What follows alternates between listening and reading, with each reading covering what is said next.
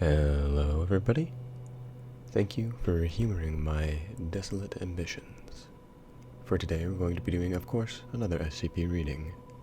Today's SCP is SCP-426, otherwise known as I Am a Toaster. Let's get started.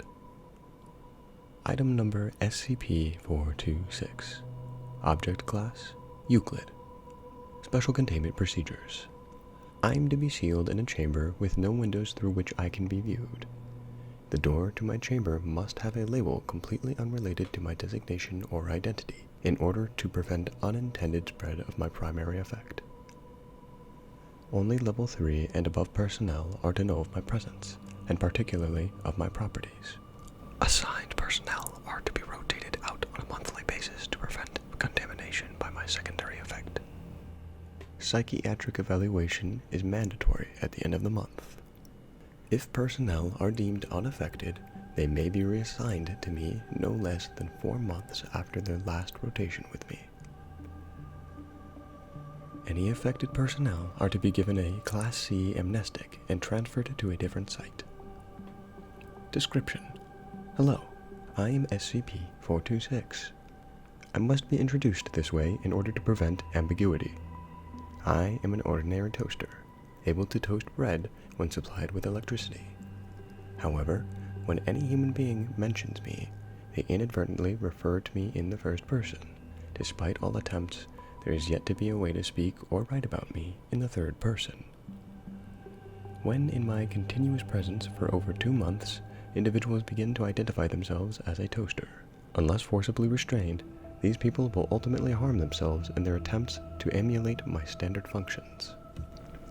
I was discovered in the home of the Redacted family after the gruesome death of 3 of its members.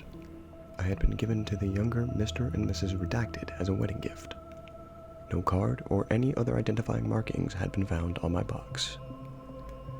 Approximately 2 months after the family received me, fire crews were dispatched to the home due to an electrical fire.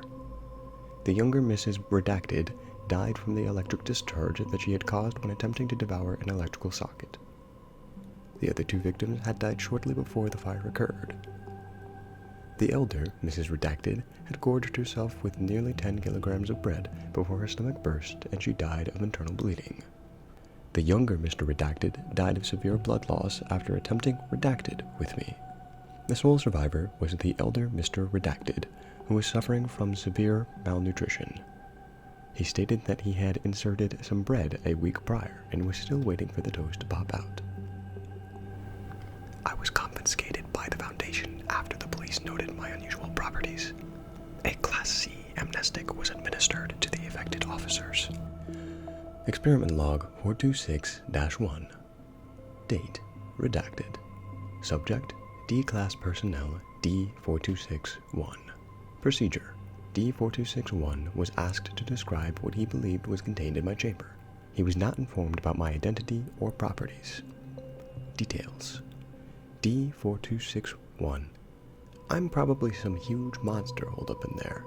That's what you guys have all over the place, right? D-426-1 remained oblivious to his use of the first-person pronoun. Experiment Log 426-2. Date: Redacted. Subject: D-Class Personnel D-426-2. Procedure: D-426-2 was placed in my chamber and given regular meals through a dispenser. No communication with D-426-2 was permitted. Multiple cameras were situated in the chamber, positioned so that I was outside of their field of vision, but allowing constant observation of a D-426-2. We remained sealed until my secondary effect manifested in the subject. I was bolted to the floor so that I could not be moved into a camera's view. Details: After 45 days of isolation, D-426-2 wrapped his arm around me and began conversing with me, stating that we were brothers. D-426-2 never deviated from using the first-person plural when speaking with me. Subject was terminated 1 hour after this event. It is theorized that the isolation accelerated the progression of my secondary effect. Experiment Log 426-3. Date: Redacted. D-Class Personnel D-426-3. Procedure. A screw was removed from me and shown to D-426-3, who was asked to describe it. D-426-3 was not informed about my identity or properties. Details. D-426-3 referred to it as my screw. Consistent with Experiment 426-1, the subject was oblivious of his use of the first person in this description. This suggests that, even if I were destroyed, my effects would still be inherent in my remains. Experiment Log 426-4. Date redacted. Subject D-Class Personnel D-426-4. Procedure. D-4264 was placed in isolation in a cell adjacent to my chamber to be observed until my secondary effect manifests. Details. No effects appeared. D-4264 was terminated 90 days after the start of the experiment.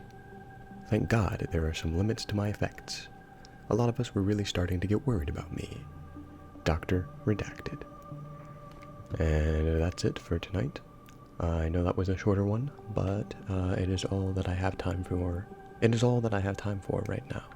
However, I hope that you enjoyed this video, and that you have a good day, night, or whatever time it is that you're watching this. As always, thank you for humoring my desolate ambitions.